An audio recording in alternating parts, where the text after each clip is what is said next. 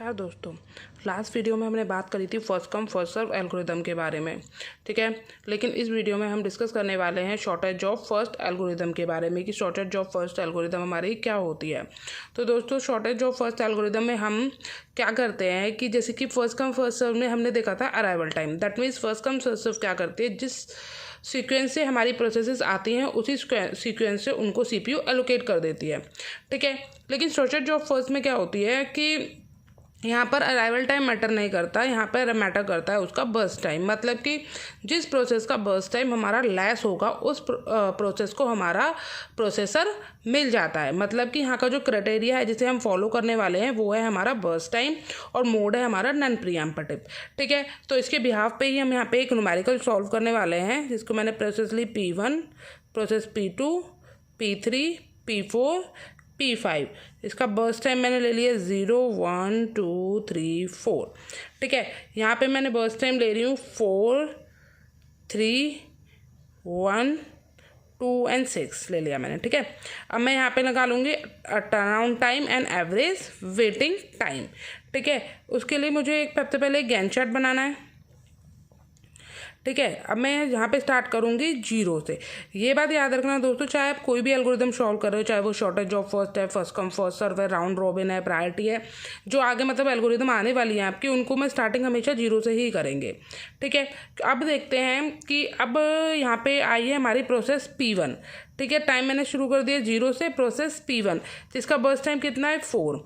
ठीक है, अब माइंड में क्वेश्चन ये राइज होता है कि मैम ने तो बोला था कि बर्स्ट टाइम पे क्राइटेरिया इसका बर्स्ट टाइम है। यहाँ पे हम बर्स्ट टाइम को देखते हैं और वी आर लुकिंग के जो हमारा P3 एंड P4 है उसका बर्स्ट टाइम और P2 का भी बर्स्ट टाइम हमारा P1 के बर्स्ट टाइम से कम है। तो why we are taking process P1 first instead of process P2, P3 and P4। तो दोस्तों आप देखिए मैंने कहाँ से शुरू करा है, 0 से शुरू करा है। 0 पे हमारी कौन सी प्रोसेस आई है, P1। ठीक है, अब इसका मतलब ये है कि जो हमारा क्यू है, जो हमारी रेडी क्यू है, उसमें हमारे पास फिलहाल एक ही प्रोसेस है। अब तक हमारी और प्रोसेस वहाँ पर अराइव नहीं हुई है, क्योंकि P2 को देखो हमारी 1 पे आई, P3 को देखो 2 पे, P4 को 3 पे और P5 को 4 पे आई है। ठीक है, एट द टाइम ऑफ 0 हमारे पास तो कोई प्रोसेस है ही नहीं वहाँ पे। जब हमारे पास सिंगल एक ही प्रोसेस है तो क्या उसका बर्स्ट टाइम है, क्या उसका बर्स्ट टाइम नहीं है, डजेंट मैटर। वहाँ पे हम बर्स्ट टाइम नहीं देखते। बर्स्ट टाइम हम वहाँ पे देखेंगे जहाँ पर हमारे पास नंबर ऑफ प्रोसेसेस होंगी। ठीक है, अब एक ही प्रोसेस है तो क्या आप करोगे, क्या मैं करूँगी, जो प्रोसेस है हमें वही वहाँ पे शेड्यूल करनी पड़ेगी। ठीक है, तो यहाँ पे इसलिए एट टाइम 0 हमने प्रोसेस क्या ले लिया, P1, और उसका बर्स्ट टाइम कितना दे दिया हमने यहाँ पे 4।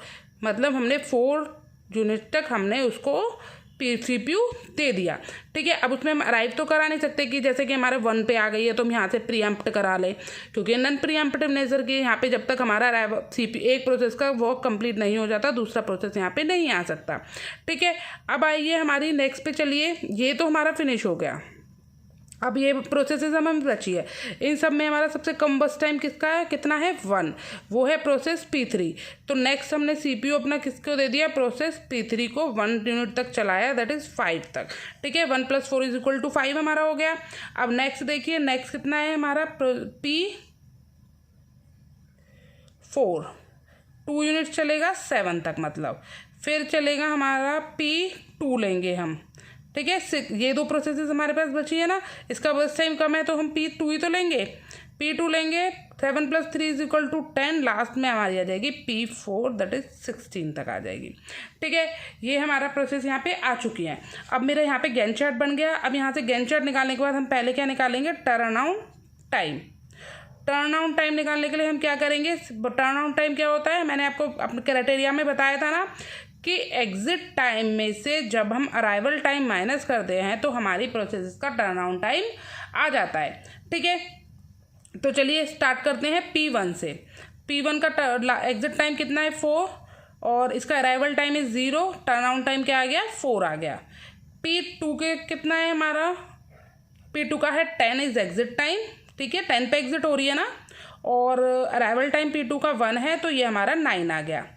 अब P3 के देखेंगे तो P3 का क्या है हमारा 5 और इसका अराइवल टाइम क्या है P3 का दोस्तों हमारा 2, तो ये 3 आ गया। यहाँ पे P4 का देखिए, P4 का एग्जिट टाइम कितना है 7 और अराइवल टाइम कितना है P4 का 3, कितना हो गया 4 हो गया।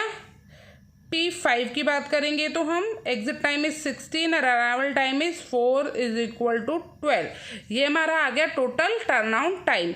अब मैं अगर एवरेज टर्न अराउंड टाइम की बात करूं तो इन सबको ऐड करिए, तो टोटल 4, 9 + 3 + 12 + 4 इज इक्वल टू कितना हो जाएगा दोस्तों आपका, ये हो जाएगा अराउंड 32।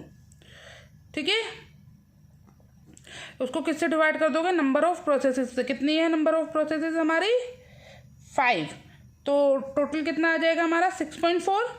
ठीक है, ये आ गया हमारा एवरेज टर्न अराउंड टाइम। अब हम निकालेंगे वेटिंग टाइम। वेटिंग टाइम हमारा होता है turn around time minus burst time. ठीक है, अब देखिए P1 प्रोसेस का टर्न अराउंड टाइम क्या है 4, P2 का कितना है हमारा 9, P3 का कितना है हमारा 3, P4 का कितना है हमारा 4 और P5 का कितना है हमारा 12।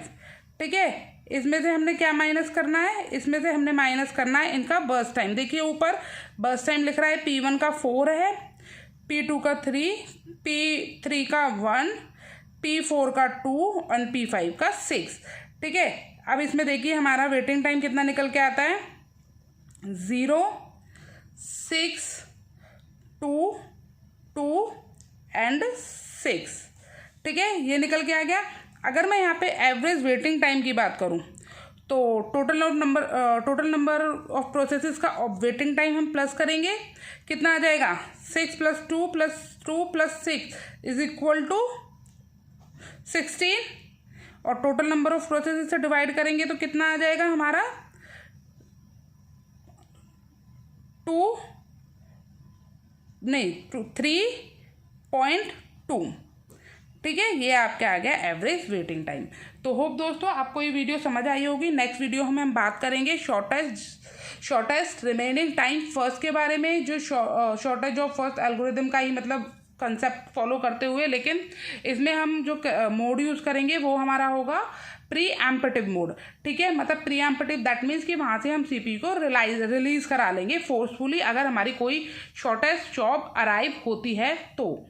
ठीक है दोस्तों, होप आपको ये वीडियो समझ आई होगी, ये कंसेप्ट समझ आया होगा। मिलते हैं नेक्स्ट वीडियो में। धन्यवाद दोस्तों।